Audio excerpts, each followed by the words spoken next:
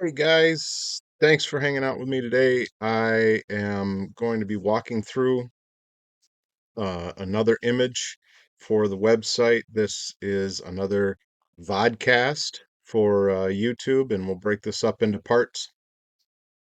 But this one is special. I already edited this image, already had it up on the website, already bought um, a mouse pad. I don't know if you can see that as quick as I did that. I also have a poster of it, and what looked fantastic on screen came out stringy, wiry, and crappy when I blew it up to 24 by 36. Looks good on the mouse pad, not too bad, but I'm just not happy with it. So I flushed it and I'm going to completely redo the image. Um, so here I am. Went back to the raw AI image. I extended that one again. I have uh, made sure it's at 300 DPI. I've got it in CMYK. We're going to start all over. And sometimes this is the process, and it's okay. And that's why I wanted to share this, is because I had something that I worked on very, very hard to get to a point where I thought it was great. But when it went through the print on demand process, it wasn't the coloration that was off because I was in CMYK the whole time and I knew what it was going to look like as far as the coloration went. It just came out with the skeleton and the mountains and everything looking like super digital stick like strings and just grainy, and it shouldn't have because my DPI was high enough, and so it had to be something I did during the image processing, and that's okay. So I'm gonna jump right in here, and we are in guided in PhotoDirector365. First thing we're gonna do is run a denoiser on it. I want to zoom up and see what we're dealing with here. Maybe that's too high. We'll go to 100. Um, and process the denoise on it, but I just really, really, really like this piece of art. I like it enough where I'm willing to completely redo the process and take it down the road again and see if I can't get this better. Um, Now that, maybe I'm a little wiser, maybe I'm a little bit better with Photo Director, I guess I could say. Uh, I don't know. Maybe I'm just gaining a little bit of confidence um, to what I'm doing. I'm just running the deblur. I don't think it's going to do a whole lot. It doesn't really do a whole lot. So I'm just going to clear that out and get out of there. I'm not going to run the automatic color enhancement because I've done that before. And I'm going to do a couple of crazy things in here. But first and foremost, we're going to start by removing the objects that just don't belong. So I'm going to go up to about 200 for this because there's some things that just need to be taken out, just need to be gotten rid of. And I'm going to object move. How about we go to auto manual removal? There we go. Now we're in the right thing. Trying to move a little bit quickly through this just because. So there's a little birdie here. I don't want a little birdie. I don't want these things here. There's lots of debris that I think the AI for some reason thought would be blowing off of this building as death was coming up out of it. I don't want to get too far off the screen because I want to be able to review what the object removal is doing, but we'll go ahead and hit several of these things right away. And we may have to clean up some of these spots a little bit. Not too bad. I'm going to take that out. I'm going to take that out. Take this out down here and this and these things here. But, bottom line is that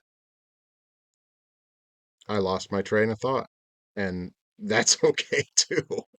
Um, it is what it is, but you know, got to take some of this stuff under consideration. I'm redoing this image, so a lot of the stuff I took out originally, but I can't honestly remember all of the stuff that I took out originally. So I'm just kind of winging it, and I'm going to kind of move quickly through it because I'm either going to get the type of uh, stuff that I want to get out of it, and I'll get to probably, oh, the second or third part of the image or third step in the process, and I'll know whether it's going to be stringy or not because I know what I'm looking for um, in terms of what came out in the print on demand. So some of the stuff down here is so just cluttered and messed up, and just going to take some of it out, try and clean it up a little bit and see what we get.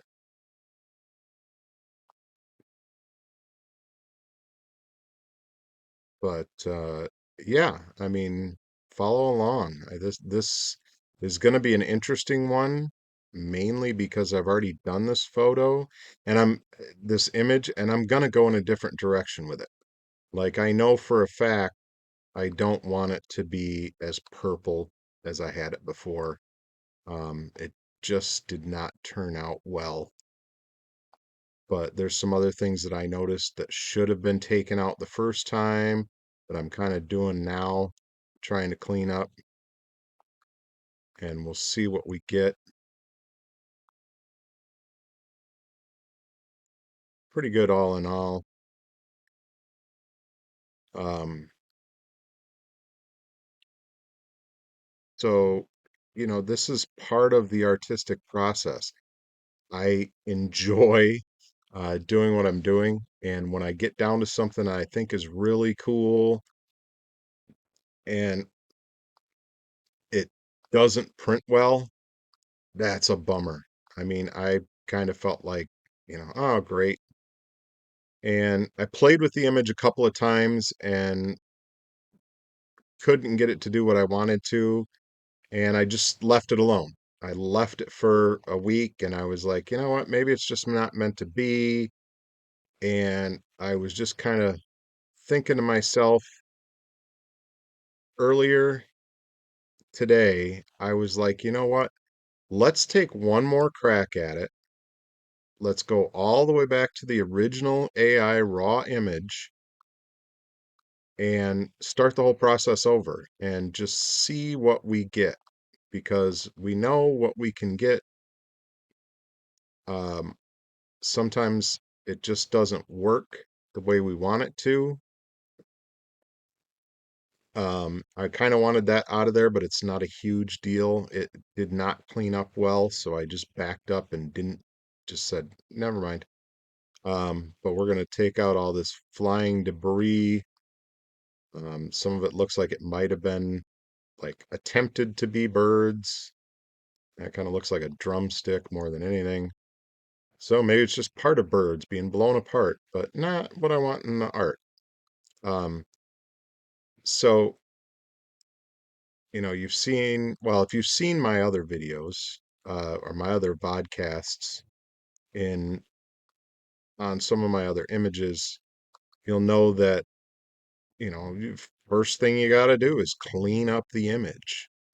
AI tends to leave a lot of stuff in that maybe shouldn't be. I don't know what it is in the image creation process. I don't understand enough about the way these image generators work to really understand, you know, how they create the images from text. I just know they do a really freaking bang up job, at least with the text prompts I put in. I mean, some of the stuff just amazes me when it comes out. So I'm sorry if I'm making you a little bit busy, but I was kind of just taking a look around the area to see what else I thought needed to come out. But, as you can see, I'm moving a little bit quicker through this than I typically do. But I've already done this image before. So I kind of know, what it is that I'm looking for, what it is I want out of it, where do we go from here type of thing.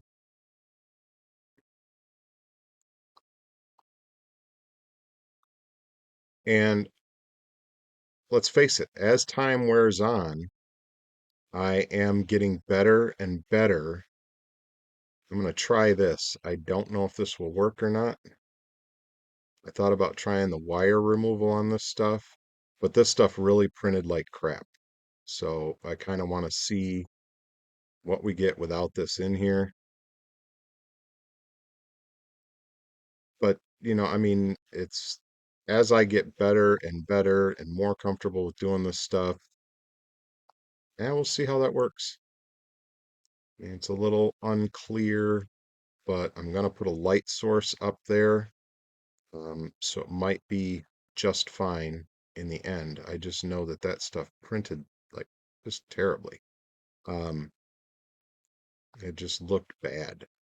So I'll go back over some of that with this side of it and see what we get. It kind of just looks like a light source now. And, as I'm getting better and I'm understanding better some of the things that PhotoDirector365 is capable of, some of the things that I'm capable of with the program, um, it gets a lot faster and easier to do. And this is going to be, hopefully a faster moving, easier to follow video series, vodcast, whatever you want to call it. Um, but yeah, I think that object removal did pretty darn good. I got rid of some things that I noticed in the original I wasn't really wanting in there. Like I said, when you blow something up, looking at it on a laptop screen is one thing. When you blow something up to um, 24 by 36, which I actually decided to stop carrying 24 by 36s. I actually am only going as big as 20 by 30, which doesn't sound like a whole lot, but it is enough different where I think I can maintain the print quality that I'm looking for and not have um, some of the stuff, that you deal with. The bigger you blow an image up, the more detailed it is, the more pixelation you have to worry about. Even though you're at 300 DPI, you're so big, it's almost like taking a magnifying glass and putting it on your image. So I think I'm happy with that. We had a lot of the stuff cleaned up that really didn't need to be in there. Matter of fact, I think these might not need to be in here either. So I'll get rid of that.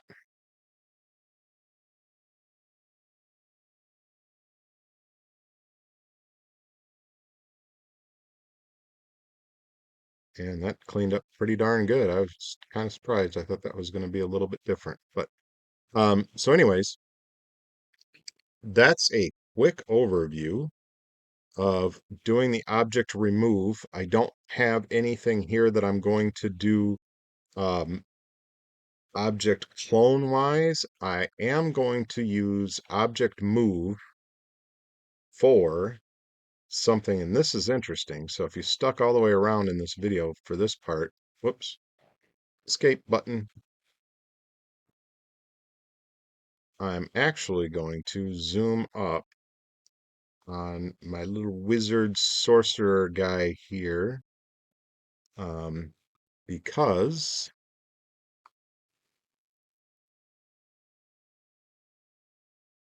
I am going to make him bigger and maybe move him around a little bit more. Oops.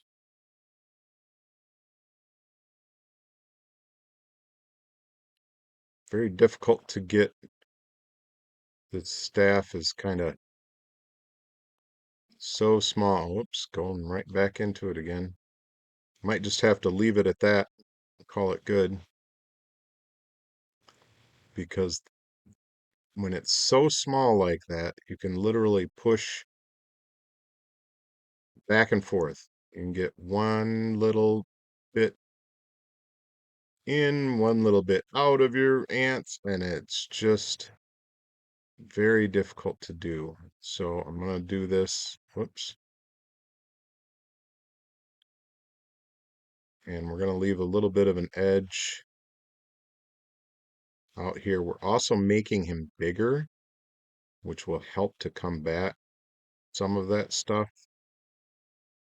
I'm going to kind of get the shadowing and everything down here, because I'm going to move him part and parcel and just make him a little bit bigger, because he's almost impossible to notice in this picture. And there again, we got to get all of the ants marching. We got to get everything. So we got to go back through the center and make sure that we're completely enclosed, just like that. And we're going to go next, and we're going to back him up a little bit. And maybe not even that far. And we're going to make him a little bit bigger.